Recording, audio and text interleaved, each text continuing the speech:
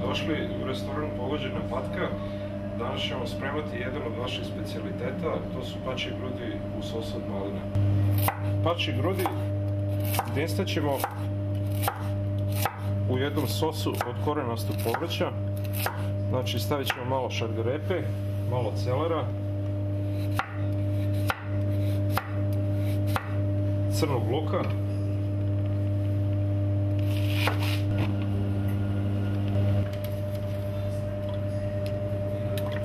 pačje grudi odvojit ćemo od kože i masnoće,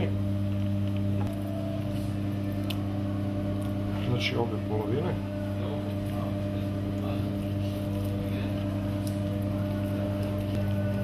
Dobro. Kožu odvojenu od pačje grudi možemo vrlo dobro iskoristiti za pravljenje pačje supe. Posoliti, staviti malo bibera. Osim toga, znači dodat ćemo i vrlo malo bagremovog meda.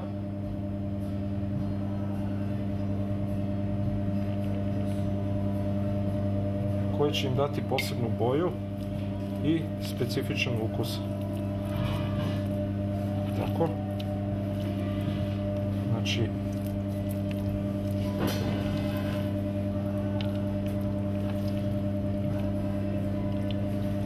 i sada su one pripremljene za dinstanje. U pačje grudi koje se dinstaju dodat ćemo malo pačje supe. Znači i sa malo masnoće. I onda ćemo poklopiti.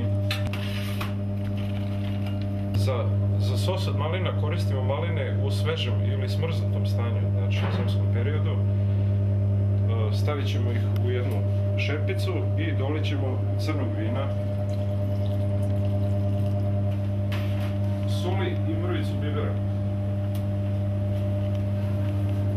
Ćemo ostaviti da se lepo ukuvaju, da potpuno omekšaju i da se izgubi, znači, alkohol iz vina.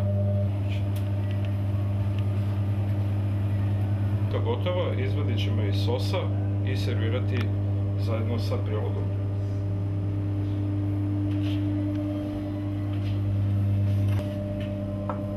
Meso sečemo dijagonalno, tako da bi se vidio i poprečni presek.